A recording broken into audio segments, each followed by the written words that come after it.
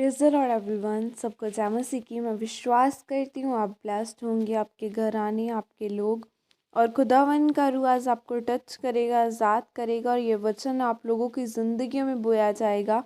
आओ मैं उस जिंदा वचन को आपके लिए पढ़ती हूँ, जो वचन हमें मेरी भविष्यवाणियों की पुस्तक में से परमेश्वर के दास अपोस्टल अंकुर यूसुफ नरूला जी द्वारा और परमेश्वर की दासी पास्टर सोनिया यूसुफ नरूला जी द्वारा दिया जाता है।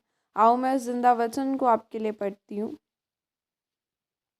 अपने तेल को संभाल कर रखें, जैसे कि पवित्र बाइबल सबोपदेशक 9:8 में लिखा है, तेरे वस्त्र सदा उजले रहें और तेरे सर पर तेल की घटी ना हो। आमीन। मेरे प्रियो, बाइबल में लिखा है कि विश्वासी को एक आज्ञा दी गई है कि तेरे सर पर तेल की कभी कमी ना हो। तेल की एक खासियत होती है कि अगर आप उसको दोबारा नहीं भरोगे तो वो ख़त्म हो जाएगा। कुछ लोग बोलते हैं कि 1990 में मेरी सेवकाई में बड़े बड़े काम हुए, लेकिन आज ऐसा नहीं है।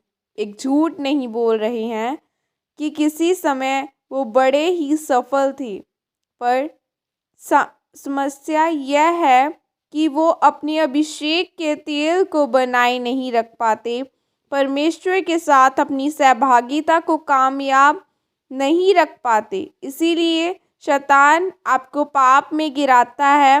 वो जो भी कर सकता है करेगा ताकि आपका संबंध परमेश्वर के साथ टूट जाए और आप कभी भी परमेश्वर की आवाज़ को सुन ना सके। और बाइबल में हम पढ़ते हैं कि जब दाऊद ने किसी भी लड़ाई के लिए जाना होता था तो पहले वो परमेश्वर से पूछता था कि परमेश्वर, क्या मैं लड़ाई के लिए जाऊं?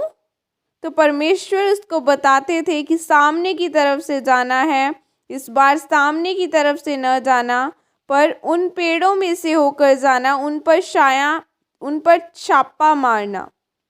जब तुम वृक्षों के नीचे बैठे हो और तुम्हें पत्तों की चरचर की आवाज़ सुनाई दे जैसे कि कोई चल रहा है, तब तुम समझ लेना कि यहोवा परमेश्वर की सेना, उनके स्वर्गदूत उनका नाश करने के लिए तेरे आगे आगे चढ़ गए हैं। सोचे कि जब दाऊद की पहली बार परमेश्वर की आवाज़ सुनाई दी तो उसके बाद वो कोई पाप कर लेता तो वो प्रभु की आवाज़ को दूसरी बार न सुन पाता। आपकी मेहनत तब सफल है जब परमेश्वर आपके साथ है। आपका व्यापार तब सफल है जब परमेश्वर का आत्मा आपके साथ है। एक बार परमेश्वर ने मुझे एक भविष्यवाणी का शब्द दिया कि यहाँ एक व्यक्ति है जिसके स्कूल में कोई दिक्कत है, और परमेश्वर ने कहा कि दफ्तर में जाकर उसको वचन देना। तब उस व्यक्ति ने बताया कि मैंने स्कूल शुरू किया था एक बड़ी कंपनी के साथ, पर अब वो प्रोजेक्ट किसी वजह से ख़त्म होने पर है। उसने कहा कि इतने सालों से मसीह में होने के बाद भी अब मैं सिर्फ 2 महीने में ही चर्च में दशमांश दे रहा हूँ। तो जैसे ही उसने चर्च में दशमांश देना शुरू किया तो परमेश्वर ने उसे आवाज़ देकर बाहर निकाला, और मुझे मालूम है कि अब वो बड़ी गवाही के साथ आएगा। परमेश्वर चाहते हैं कि आप उसके वचनों पर चलें, आप व्यभिचार छोड़ें, चोरियां छोड़ें, आप कब्जे छोड़ें। अगर आप ऐसा नहीं करते तो आप उस व्यक्ति की तरह हैं जिसने प्रभु की पहली बात को तो सुना और वो सफल भी हुआ, पर उसने बाद में उसके जीवन में कुछ नहीं हुआ।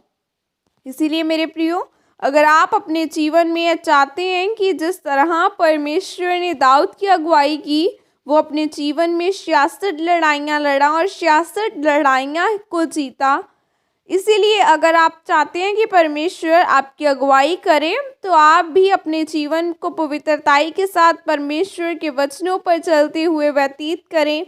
परमेश्वर से रोज़ प्रार्थना करें और परमेश्वर के साथ एक मजबूती वाला संबंध बनाएं, ताकि परमेश्वर आपसे बात करे और आपकी अगुवाई करे। आमीन। और यह प्रार्थना आपके द्वारा की जाए। सर्वशक्तिमान परमेश्वर, इस वचन के लिए पिता मैं आपका धन्यवाद करती हूँ, और परमेश्वर मैं आप प्रार्थना करती हूँ कि आपका अनुग्रह मुझ पर हो, कि मैं अपने उस तेल को जो मेरे पवित्रताई के साथ आप में बने रहने के कारण मेरे सर के ऊपर है, संभाल कर रखने पाऊँ। प्रभु यीशु मसीह के सामर्थ्य नाम में मांगती हूँ, आमीन। हालेलुया। दाऊद की तरह बनना है, क्योंकि उसने परमेश्वर की आवाज़ को एक बार ही नहीं सुना।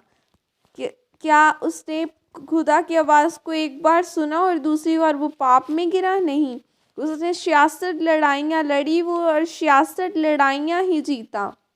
वो किस तरह जीतने पाया? क्योंकि वो परमेश्वर के साथ एक सहभागिता में था, वो परमेश्वर के साथ एक स्ट्रॉन्ग बॉन्ड में था कि खुदावन चाहे तू दे चाहे ना दे तो भी तू हमारा परमेश्वर। उस तरह आज हमें बनना है कि खुदावन चाहे चंगा करे चाहे ना करे तो भी वो हमारा परमेश्वर है, और खुदावन सचमुच ऊंचाइयों पर लेकर जाने वाला परमेश्वर, और कभी ना बदलने वाला, कभी ना छोड़ने वाला परमेश्वर है। खुदा आपको आशीषित करे। God bless you all. Praise the Lord. जय मसीह की।